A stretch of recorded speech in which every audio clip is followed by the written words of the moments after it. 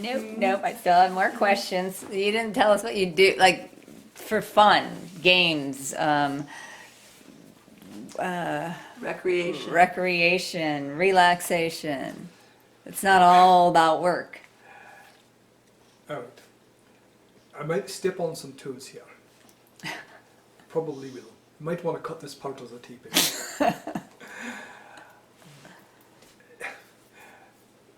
Because the Celestine Realm is the realm of Elohim, and because that's the source of the religion that goes forth, that is a great light in the world, but because of the other religions that are in the world and their perceptions of things, sex is kind of a taboo subject.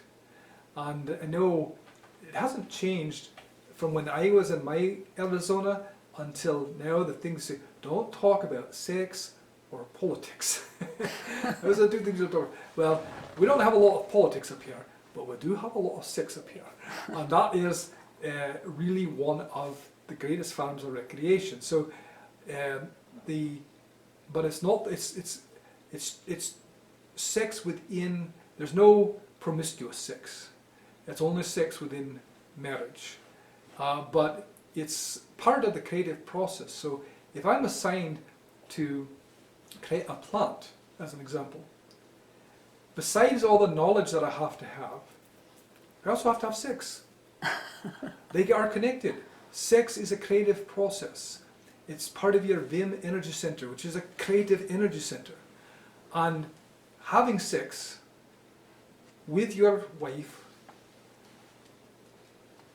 that gets that energy center going, and it allows you to take the knowledge you have and apply it in ways that produce something faster and greater than you would have been able to do without the sex.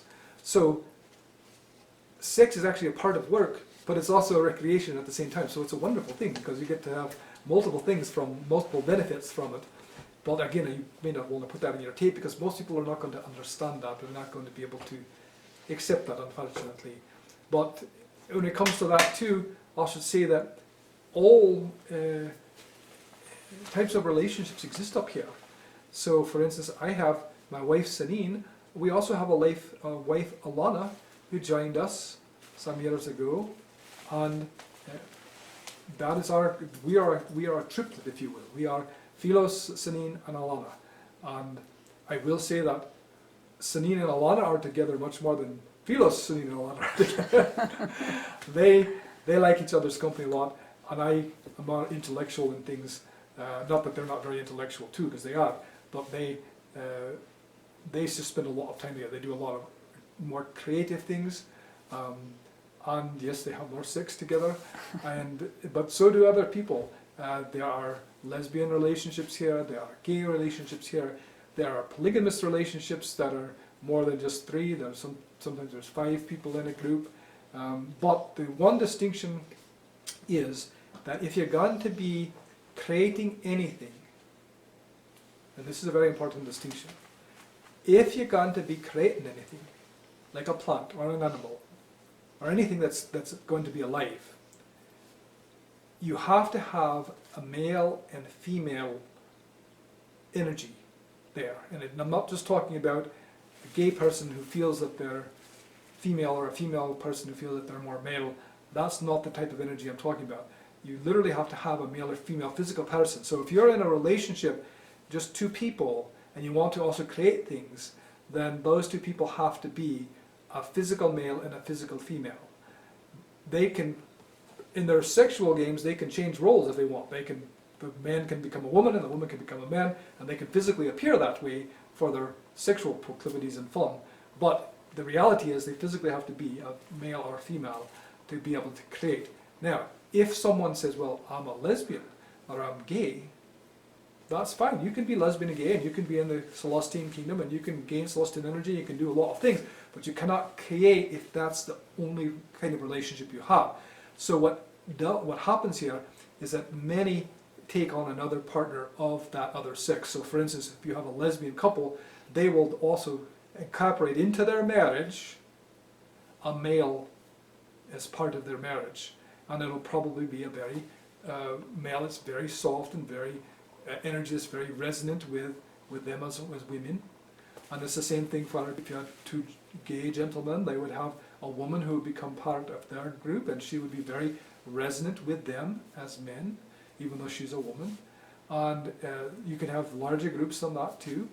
And again, I don't know if you want to put that in your tape because people aren't going to understand that, but Well, that that's is the one way reality. to understand it, is to explain it the way you're explaining it.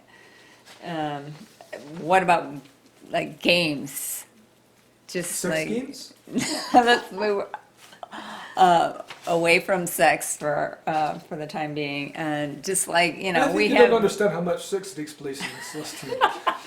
So, that's a Okay, very well, do you common do thing. any other games besides sex games? Of course. Remember, we have a vast world that you could spend literally eternity exploring the Celestine Realm, and you would never see it all. That's how big it is. And so, whatever you like to do, wherever you came from in the world you were on that you like to do, whether it's something simple like hiking or walking on a beach or sailing a sailboat, you can do that. If you have something else that you like to do that you could bring from your world, you can do that here. And people do all sorts of things. I mean, truly, You explained, talked about a game some time ago where it's like with a group of people and you have challenges, and I've forgotten the details. That sounded like a really fun game because you have intellectual things and you have. well, that is a fun game. I talked to Embrosewyn that he should invent that game for the world you're on. You have to have some sponsorships of people to do it.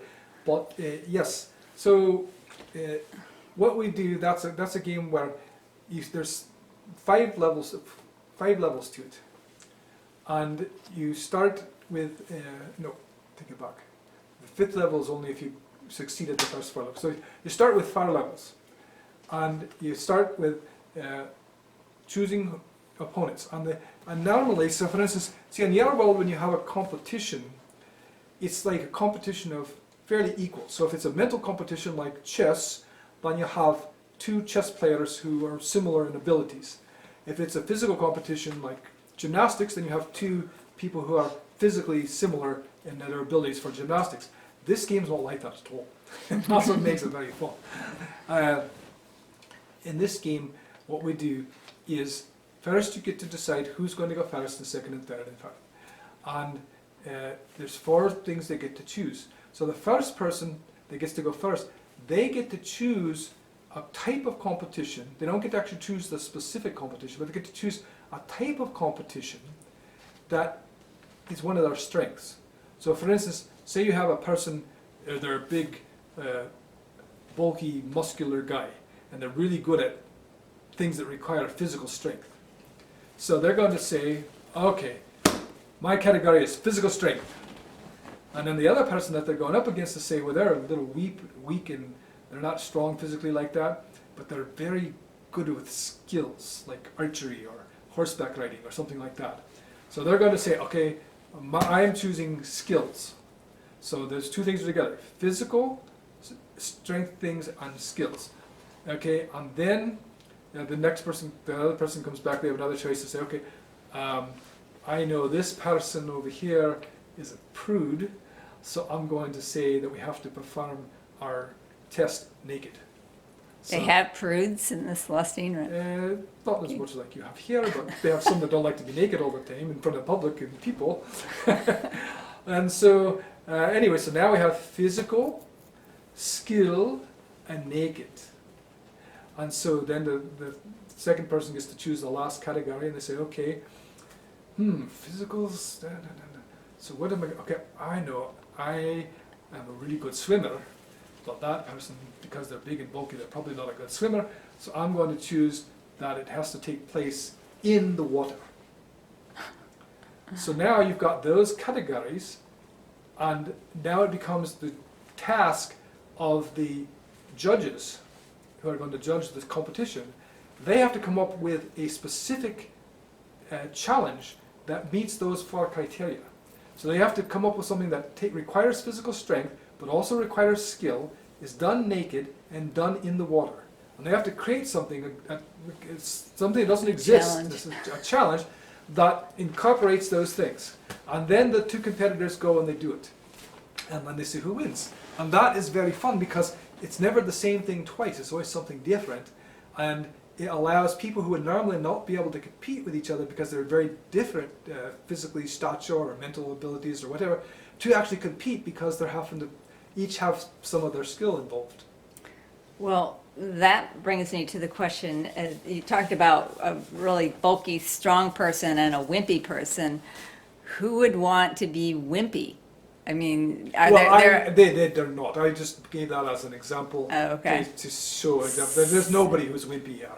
Okay. But there are some who are much stronger physically because that's what appeals to them. And there are other people who are much stronger mentally because that's what appeals to them. So you still have to work your muscles to create that bulk. I mean, you are given gifts of having different body types like we have here, but you still have to work them, right? Yes and no. Oh, okay. You can create basically the illusion of whatever body that you want, whatever age that you want. And it has substance. It's not like illusions that you could pass through. You have physical substance you can feel and pull your hair. It's all there. But it is somewhat of an illusion. So for instance, if you made yourself to be very muscular, and people could feel your muscles and everything, but they're actually not strong muscles unless you do something to physically make them strong muscles. So they look like strong muscles, but they're not actually strong muscles. And so if you wanted to actually have that physical strength, you have to do something to exercise those muscles and make them stronger. So you'd actually have to spend time like working out. Most people don't work out. Their daily life is a workout because there's not cars, there's not trains, there's not all these fun. Most people just walk where they want to go. And if you need to go a long, long distance, you can transport yourself, but that's discouraged for short distances very much. And so people walk, they climb a lot. Most places of the Celestine Realm are quite hilly, and so there's a lot of hills and valleys. And so if you want to go from one place to another, you have to climb a lot. And so people are in good shape just from their daily life. You could do the same thing on Earth if you would just stop taking all the transportation everywhere that you have. Yeah, but then I wouldn't get near as much done every day if I had to walk everywhere and spend all my time walking. Well, you talked about being married. Now, when you came to the Celestine Kingdom, you weren't really married, right? You were together, but you're like boyfriend and girlfriend. Did you have like a marriage ceremony or what? For people that have eternal marriages, what does that look like? Well, that's somewhat of a misnomer. Eternal marriages are when you have two people who hopefully are soulmates or very high twin flames. And they resonate enough with each other, they say, I want to be with you for eternity, because why would someone want to do that? Eternity is a very long time. But there are reasons to do that. When you find someone that is a high twin flame or soulmate with you, they are a catalyst for your own growth. So just like when that being who came into me as a walk-in allowed me to gain a lot more Celestine energy to my soul essence at a much more rapid rate than I would have been able to do on my own. The same thing happens when people are soulmates or high twin flames. It's just being in association with each other, and the closer that association is, the better. Then they are catalysts for each other's growth and expansion, which in turn brings more and more Celestine energy. The more Celestine energy you have in your soul essence, the more things you can physically manifest. And so that's a very important thing. So Sanine and I, we would be what we would call, before the Celestine Kingdom, common law type marriage, because we've been together for a long time, because we were that catalyst for each other. Yes, you are a catalyst for each other. And that's a great thing. So when we came to the Celestine Realms, one of the things we saw right away is that there's a great importance put on marriage, and to make that public commitment to one another. And that's a level we hadn't conceived before, or hadn't considered before. And so we did, and it brought us closer together. And then Alana came into our lives, and Sanine and Alana actually have a closer relationship than Sanine and I have. But that's okay. Alana and I have a very close relationship as well. We're high twin flames, we're not soulmates. And but in any case, she was actually married with us as well. Okay, well, I just have one more question. What are your goals and aspirations for the future? What do you see yourself doing? I just see myself doing the same thing I've been doing. I don't really have any goals or aspirations because Like to become an Elohim? that's so far distance in the future. It's not something I even think about. I mean, I suppose all of us are on the path of eternal progression, and eventually all of us have the opportunity to become Elohims ourselves. But for me, and I think for everyone that I know in the Celestine Realms, including the angels, and even the apostles of Yeshua, that's so far in the distance that it's not even talked about. It's not something it's not something anyone aspires to, because it's so distant. And the reason is, we can see the Elohim, the Heavenly Father and Heavenly Mother. We can see Yeshua, and we can see how much greater their light is and their soul essence is than us, and it's almost unimaginably greater. And because it's so much greater, so when we went from the physical life to the life we're in now, and we can see the difference in the soul essence energy that we had to go from the physical life to this life, and that difference is very small compared to the distance to go from being where we are now to being in the Elohim realm, or being like Elohim. It's like the vastness of the sun compared to a light bulb. Oh, wow. So you see the Elohim. Do they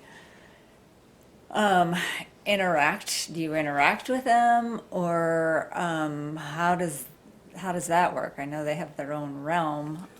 Well, I shouldn't say, I've never actually seen Heavenly Father and Heavenly Mother. They exist in a realm that you can see, it's just all light. That's all it is. Yeshua, on the other hand, comes regularly and visits with all the beings in the Celestine Realm, individually sometimes, and collectively. He teaches classes sometimes even. And so he's the bridge. He's what? The bridge. Yes. I thought you said he was British. No, he's not British. I bet he could take on a British accent. I don't think he would do that, actually. And so anyway, that's that. And so no, I don't have any aspirations. You have to realize that, again, when you're in a world that you can go to any place you want to be, you don't have to worry about bills, you don't have to worry about health, you can do anything creative you want to be, you're not limited in your relationships. If you have someone that you resonate with, they can become part of your marriage.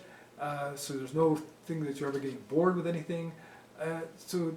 And the more soul essence you gain, the more things you can create in other worlds, and that's such a fulfilling thing.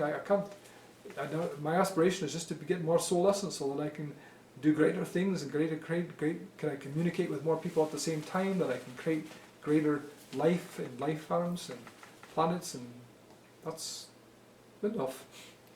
Okay, so you, since you see Yeshua, you see Miriam too. Yes. And you've communicated with her frequently. You said, I remember you said once that Yeshua and Miriam came over to your house for tea. Well, yes. There isn't anything else you want to share? No. Okay. Well, I think I've asked you everything that I wanted to ask you. Sky, do you have anything that you'd like to, that you've always wanted to ask that you never have so far? No, I think that pretty much covered it. Just basically your body is a permanent body, is that correct? I know you said you could change things about it, but you are given one body that you keep forever. Is that the way that works? No, you could change it if you wanted to. You have a body, most of the people in Celestine Realms choose a body and they keep that body. That is true. but it's not set in concrete, if you will, that has to be. If you wanted to change, you could. Okay. So when you come to the Celestine Realm, you come in what form, and then you design your body, or what? Well, you come in whatever form you're in, and you change to whatever form you want to be. Okay. So it's like going shopping. No, I'm gonna choose this it's form. not shopping, it's a creative process. You're not choosing something, oh, I want that body that's in the window. You're created. What is your ideal person? Or if you don't want your ideal person, what is your fantasy person? Okay, so shopping wasn't as like internet surfing to see what kind of body you like and then creating it. No, you're going to know that in your own heart and mind what you're going to be the most resonant with. Okay. Well, thank you so much for your time. I know you're a Yes. busy person, even though you call yourself lazy. Far more. Laziest man in Celestine Realms. Okay, well, Actually, for your own purposes, don't put on your public tea, but I think for Sanine and Alana, for all of their creative getting together that they do, they do a lot more of the creative generating between the two of them than they do for actually creating things from that. And they tell me, they say, well, that's all right, Philos, you like to do the creating, so we'll do the energy part, we'll send it to you and you can go do the creating. well, sounds like a good plan, a good system that you have worked out They actually there. can do that, so they can create the Vim energy together and they can send it to me, and then it's available for me for creating things, so that is true. Well, okay. To each Keep other, that. that works for our relationship. Right. Thank you so much for spending your valuable time with us, for enlightening us, and for always being there, supporting us and guiding us. We love you so much. We appreciate all that you do for us. And Well, I appreciate the opportunity to be able to be of service and to be able to be in communication with all of you. That's a great joy for me, and thank you very much for giving me that privilege and honour. And I know you have great things still to do. Don't forget who you are, because you're very special, more than you can imagine, and you can do wonderful things. And Yeshua told you this as well, so you know what is true. Go on your lights with love and joy. go in your light. Go in your light. Philos. Namaste. Namaste.